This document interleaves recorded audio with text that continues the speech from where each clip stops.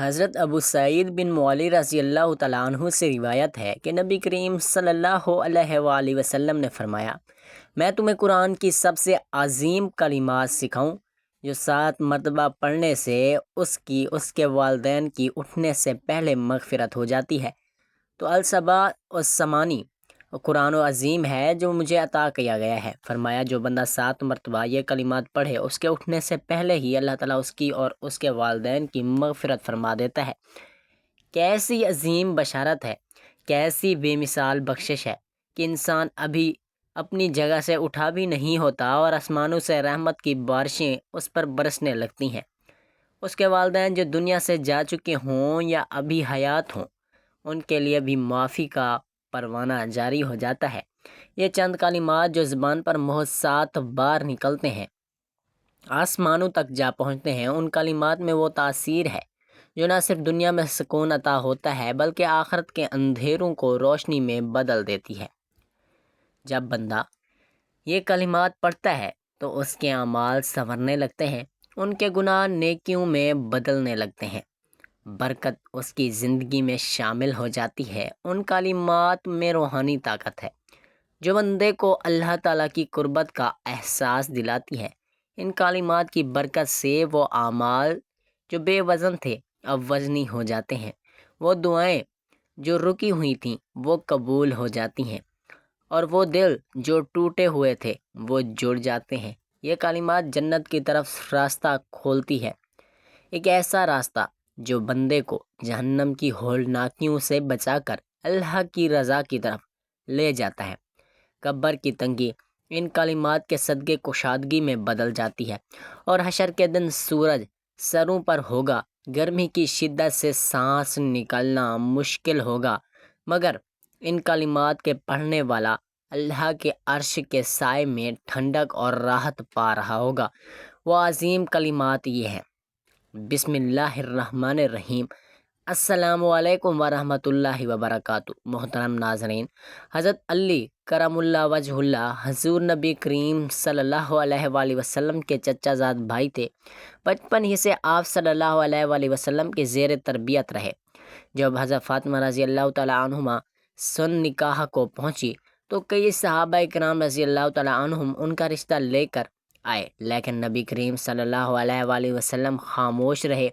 تب حضرت علی رضی اللہ تعالیٰ عنہ نے دل میں نیت کی کہ میں بھی فاطمہ کا رشتہ طلب کروں، لیکن آپ کی غربت اور سادگی مانی تھی، شرم اور حیا اتنی کہ کئی دن تک سوچتے رہے۔ آخرکار ہمت کر کے نبی کریم صلی اللہ علیہ وآلہ وسلم کی خدمت میں حاضر ہوئے۔ آپ کی حیا سے بھری خاموشی کو نبی کریم صلی اللہ علیہ وآلہ وسلم نے محسوس کیا۔ تب نبی کریم صلی اللہ علیہ وآلہ وسلم نے فرمایا، اے علی، تم کسی چیز کے لیے آئے ہو؟ حضرت علی رضی اللہ تعالیٰ عنہ خاموش رہے۔ پھر آپ صلی اللہ علیہ وآلہ وسلم نے مسکرا کر پوچھا، کیا تم فاطمہ کا رشتہ مانگنے آئے ہو؟ تب حضرت علی رضی اللہ تعالیٰ عنہ نے اسباب میں سر جھکا دیا۔ یا رسول اللہ صلی اللہ علیہ وآلہ وسلم نے فرمایا، علی تمہارے پاس مہر کے لیے کیا ہے؟ عرض کیا، یا رسول اللہ میرے پاس صرف ایک زردہ ہے۔ آپ صلی اللہ علیہ وآلہ وسلم نے فرمایا، وہی ذرہ کافی ہے۔ پھر آپ نے وہ ذرہ فروخت کی۔ اس زرہ کی قیمت سے کچھ اشیاء خریدی گئیں: چمڑے کا ایک گدا جس میں کھجور کی چھال بھری ہوئی تھی، ایک مشکیر دوست چکیا، چند مٹی کے برتن، ایک تکیہ، 2 سفید کپڑے، ایک سادہ پردہ، ایک چادر۔ یہ سارا جہیز خود رسول اللہ صلی اللہ علیہ وآلہ وسلم نے دیا، اور انہی اشیاء کو دیکھ کر آپ کی آنکھوں سے آنسو روا ہو گئے، اور آپ نے فرمایا، اللہ اس گھر کو برکت دے، ان دونوں کے درمیان محبت ڈال دے، اور ان کی نسل کو ہدایت یافتہ بنا دے۔ پھر نبی کریم صلی اللہ علیہ وآلہ وسلم نے حضرت علی اور حضرت فاطمہ کا نکاح خود پڑھایا، نکاح میں خود خطبہ ارشاد فرمایا، اور صحابہ کرام رضی اللہ تعالیٰ عنہ کو گواہ بنایا، اور سب کو کھانا کھلایا۔ جب رخصتی کا وقت آیا تو نبی کریم صلی اللہ علیہ وآلہ وسلم نے حضرت فاطمہ رضی اللہ تعالیٰ عنہما کا ہاتھ پکڑا، حضرت علی رضی اللہ تعالیٰ عنہ کو بلایا، ان دونوں کو ایک ساتھ بٹھایا، پھر ایک چادر اڑائی اور ان کے لیے خصوصی دعا فرمایا یا اللہ یہ میرے اہل بیت ہیں، ان پر اپنی رحمت نازل فرما، ان کو شیطان کے شر سے محفوظ فرما، ان کو باہمی محبت عطا فرما اور ان کے درمیان سکون پیدا فرما۔ پھر آپ نے ایک پیالہ منگوایا، اس سے حضرت علی کرم اللہ وجہ اللہ اور حضرت فاطمہ رضی اللہ تعالیٰ عنہ تھوڑا پانی چھڑکا اور فرمایا تمہیں پاک رکھے۔ پھر خود انہیں حضرت علی رضی اللہ تعالیٰ عنہ گھر چھوڑنے کے لیے آپ تشریف لے گئے اور دروازے پر جا کر فرمایا علی، فاطمہ تمہارے پاس اللہ کی ایک امانت ہے، اللہ سے ڈرتے رہنا، ان کا حقوق کا خیال رکھنا۔ پھر واپس تشریف لائے اور 3 دن بعد دوبارہ تشریف لے گئے۔ حضرت علی رضی اللہ تعالیٰ عنہ فرماتے ہیں کہ نبی کریم صلی اللہ علیہ وآلہ وسلم 3 دن کے بعد ہمارے گھر تشریف لائے اور فرمایا علی مجھے اجازت ہے کہ میں تم دونوں کے درمیان آ کر کچھ بات کروں۔ ہم نے عرض کی جی یا رسول اللہ صلی اللہ علیہ وآلہ وسلم، آپ تشریف لائیں۔ اور حضرت فاطمہ رضی اللہ تعالیٰ عنہما سے فرمایا بیٹی کیسا پایا علی کو؟ عرض کی یا رسول اللہ وہ بہترین شوہر ہیں۔ پھر علی سے فرمایا علی کیسا پایا میری بیٹی کو؟ عرض کی یا رسول اللہ فاطمہ تو اللہ کی بڑی نعمت ہے۔ پھر آپ نے فرمایا الحمدللہ، اللہ تم دونوں کو سکون، محبت اور برکت عطا فرمائے۔ یاد رکھو علی اور فاطمہ دنیا کی زندگی عارضی ہے، تم دونوں صبر، محبت اور اللہ کے خوف کے ساتھ زندگی گزارنا۔ اور فاطمہ اگر کبھی کوئی کمی بیشی ہو تو نظر انداز کر دینا، اور علی میری بیٹی کا دل دکھانے کی کوشش نہ کرنا، یہ میرے جگر کا ٹکڑا ہے۔ حضرت علی رضی اللہ تعالیٰ عنہ فرماتے ہیں کہ نبی پاک صلی اللہ علیہ وآلہ وسلم کی وہ دعائیں، وہ محبت، وہ نصیحتیں آج بھی میرے دل میں زندہ ہیں۔ پھر وہ دونوں اللہ کے ولی، دنیا کے بہترین جوڑے اور جنت کے سرداروں کے والدین بنے۔ حضرت حسن و حسین، زینب، ام کلثوم جیسی عظیم شخصیات پیدا ہوئیں اور یہ گھر علم و تقوی، سادگی، محبت کی علامت بن گیا۔ یہی تھا نبی کریم صلی اللہ علیہ وآلہ وسلم کا وہ مبارک نکاح جس میں سادگی بھی تھی، محبت بھی اور اللہ کی رضا بھی، اور جس کا آغاز نبی کے ہاتھوں سے ہو اور اختتام جنت کی بشارت پر ہو۔ شادی کے بعد حضرت علی رضی اللہ تعالیٰ عنہ اور حضرت فاطمہ الزہرا رضی اللہ تعالیٰ عنہما کا گھر ایک چھوٹا سا کمرہ تھا جس میں نہ کوئی دنیاوی آسائش، نہ خادمہ، نہ کوئی سہولت، لیکن اس گھر میں اللہ کی رحمتوں کی وہ برکت تھی جو بادشاہوں کے محلوں میں نہیں تھی۔ حضرت علی رضی اللہ تعالیٰ عنہ روزانہ مزدوری کے لیے نکلتے، کھجور کے درختوں کی کھجوریں چننا، پھر نایا زمین پر محنت کرنا، جو بھی کام ملتا اس سے چند درہم کماتے، اور حضرت فاطمہ اس معمولی مال میں گھر کا نظام چلاتی، اپنے ہاتھوں سے آٹا پیستی، چکی چلاتی اور مشکین سے پانی کھینچتی، یہاں تک کہ ہاتھوں میں نشان پڑ گئے لیکن کبھی بھی شکایت نہ کی۔ ایک دن حضرت علی رضی اللہ تعالیٰ عنہ نے فرمایا فاطمہ، نبی کریم صلی اللہ علیہ وآلہ وسلم کے پاس بہت سے قیدی آئے ہیں، اگر تم جا کر ان سے ایک خادمہ مانگو تو شاید تمہیں کوئی آسانی ہو جائے۔ حضرت فاطمہ رضی اللہ تعالیٰ عنہما نبی کریم صلی اللہ علیہ وآلہ وسلم کے دروازے پر گئیں، لیکن حیا غالب آ گئی، پھر واپس آ گئیں۔ جب نبی کریم صلی اللہ علیہ وآلہ وسلم کو پتہ چلا تو خود تشریف لے گئے، دروازہ کھٹکھٹایا۔ حضرت علی اور حضرت فاطمہ رضی اللہ تعالیٰ عنہ بستر پر لیٹے ہوئے تھے، اٹھنے لگے تو آپ صلی اللہ علیہ وآلہ وسلم نے فرمایا تم اپنی جگہ رہو۔ پھر آپ صلی اللہ علیہ وآلہ وسلم ان کے درمیان بیٹھے اور فرمایا فاطمہ، کیا میں تمہیں خادمہ سے بہتر چیز نہ بتاؤں؟ سونے سے پہلے 33 مرتبہ سبحان اللہ، 33 مرتبہ الحمدللہ اور 34 بار اللہ اکبر پڑھا کرو، یہ تمہارے لیے خادمہ سے بہتر ہے۔ حضرت فاطمہ رضی اللہ تعالیٰ عنہ نے عرض کیا یا رسول اللہ صلی اللہ علیہ وآلہ وسلم، میں اس پر راضی ہوں۔ اس دن سے وہ تسبیح دونوں میاں بیوی نے ساری زندگی نہیں چھوڑی، اور وہ گھر جہاں روز فاقے ہوتے لیکن عبادت کا نور اتنا تھا کہ راتوں کو قیام کرتے۔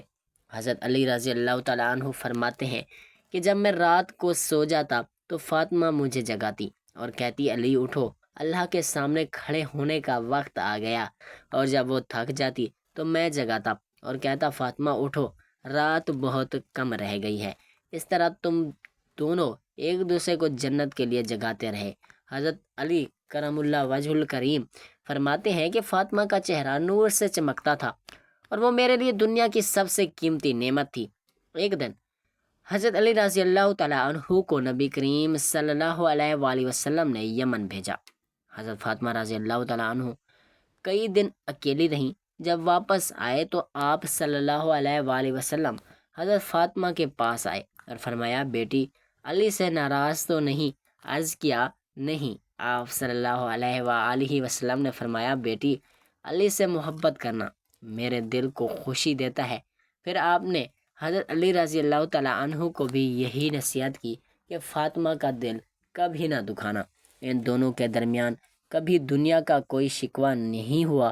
حضرت فاطمہ رضی اللہ تعالیٰ عنہ نے اپنے گھر کے کاموں کے ساتھ ساتھ اپنے بچوں کی تربیت کی۔ حضرت حسن، حضرت حسین، حضرت زینب، حضرت ام کلثوم، ان سب کی پرورش اللہ کے خوف، نبی کی سنت، قرآن کی روشنی میں ہوئی۔ حضرت فاطمہ رضی اللہ تعالیٰ عنہ جب کسی کو کھانا دیتی تو خود بھوکی رہ جاتی۔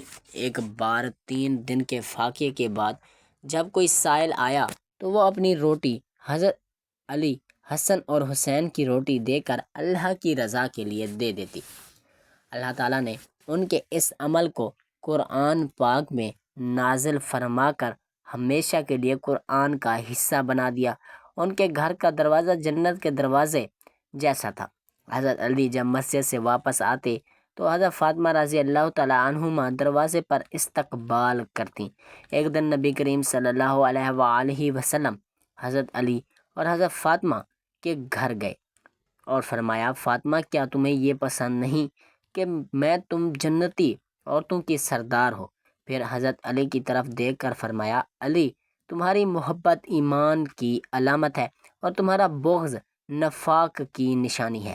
حضرت علی رضی اللہ تعالیٰ عنہ فرماتے ہیں کہ نبی پاک صلی اللہ علیہ وآلہ وسلم کی وفات کے بعد فاطمہ بہت زیادہ رنجیدہ ہو گئیں اور صرف 6 مہینے بعد دنیا سے پردہ فرما گئیں، لیکن ان 6 مہینوں میں بھی کبھی شکایت نہ کی، کبھی دنیا کی کوئی بات زبان پر نہ لائی۔ صرف ایک بات کرتی تھیں کہ بابا کے بعد دل سنبھلتا نہیں۔ وہ روزانہ قبر رسول اللہ پر جا کر بیٹھ جاتی اور صرف یہ کہتی یا اللہ جنت الفردوس۔ پھر جب وقت وفات آیا حضرت فاطمہ نے غسل کفن، قبر کی جگہ سب کچھ خود تیار کروایا اور وصیت کی کہ مجھے رات میں دفن کرنا، میری لاش کوئی غیر نہ دیکھے۔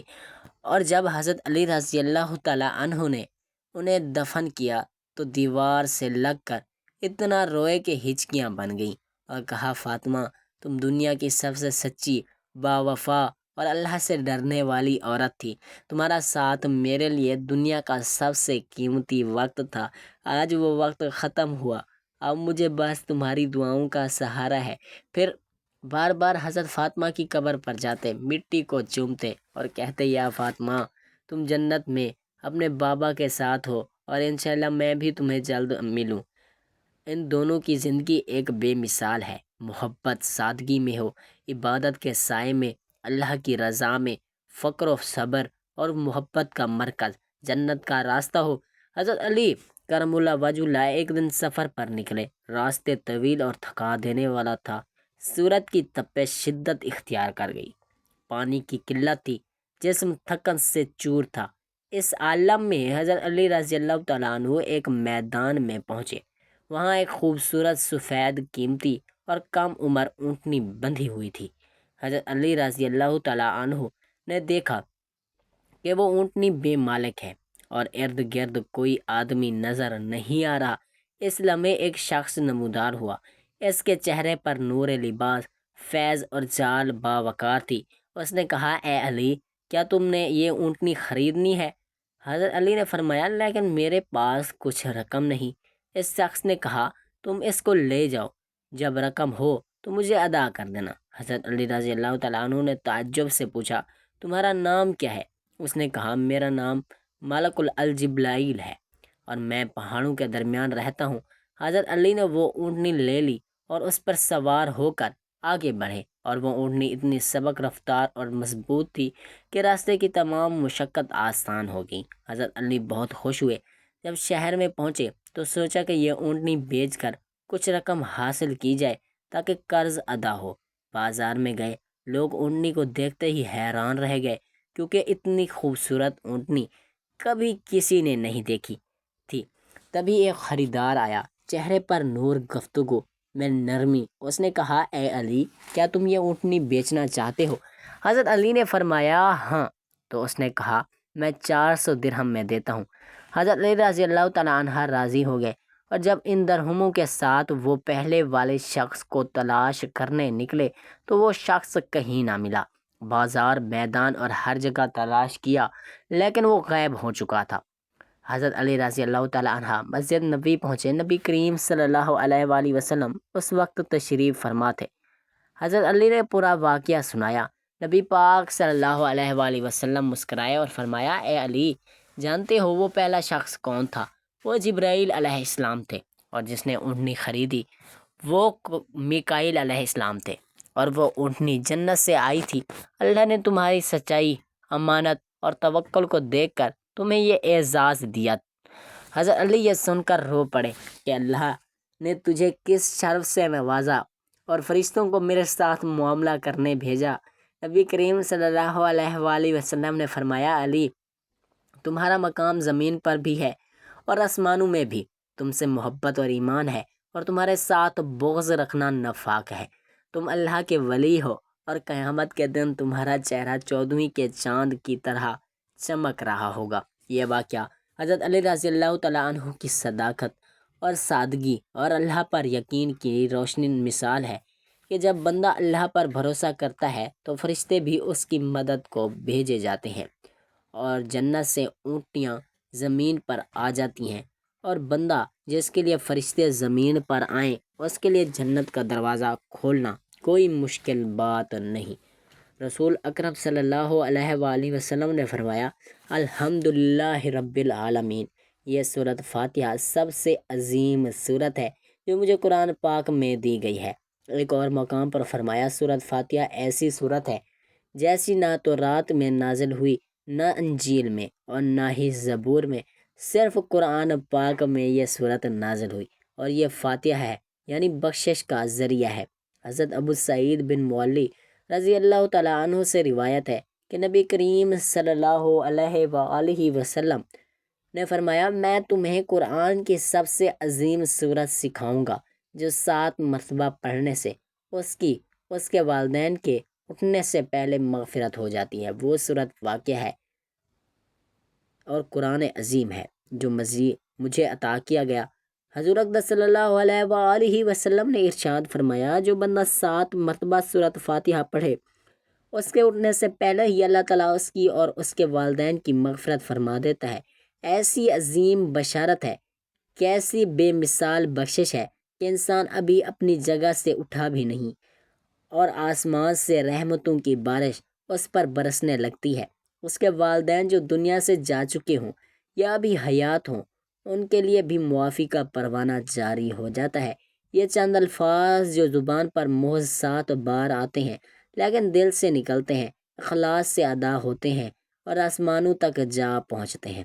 سورۃ فاتحہ میں وہ تاثیر ہے جو نہ صرف دنیا میں سکون عطا کرتی ہے بلکہ آخرت کے اندھیروں کو روشنی میں تبدیل کر دیتی ہے۔ جب بندہ سورۃ فاتحہ پڑھتا ہے تو اس کے اعمال سنورنے لگتے ہیں، برکت اس کی زندگی میں شامل ہو جاتی ہے اور وہ نیکیوں کی طرف مائل ہو جاتا ہے۔ سورۃ فاتحہ میں روحانی طاقت ہے جو دل کو نرم کرتی ہے، آنکھوں میں نمی لاتی ہے اور بندے کو اللہ کی قربت کا احساس دلاتی ہے، اور فاتحہ کی برکت سے وہ اعمال جو بے وزن تھے وہ وزنی ہو جاتے ہیں، وہ دعائیں جو رکی ہوئی تھیں وہ قبول ہو جاتی ہیں، اور وہ دل جو ٹوٹے ہوئے تھے وہ جڑ جاتے ہیں۔ سورۃ فاتحہ جنت کی طرف ایک راستہ کھولتی ہے، ایک ایسا راستہ جو بندے کو جہنم سے بحال کر اللہ کی رضا کی طرف لے جاتا ہے۔ تنگی صورت فاتحہ کے صدقے کشادگی میں بدل جاتی ہے، اور حشر کے دن جب لوگ پیاسے تڑپ رہے ہوں گے، سورۃ فاتحہ کا پڑھنے والا اللہ کے عرش کے سائے میں ٹھنڈک اور راحت پا رہا ہوگا۔ سورۃ فاتحہ معمولی نہیں، اس کی قیمت لفظوں میں نہیں تولی جا سکتی کہ وہ خزانہ ہے جو نیکیوں کے پلڑے کو بھاری کر دیتا ہے۔ سبحان اللہ۔ اللہ تعالی ہم تمام مسلمان بہن بھائیوں کے والدین جو حیات ہیں ان کو صحت کاملہ عطا فرمائے، جو وفات پا چکے ہیں ان کی بخشش فرمائے، آمین یا رب العالمین۔ جزاک اللہ خیرہ۔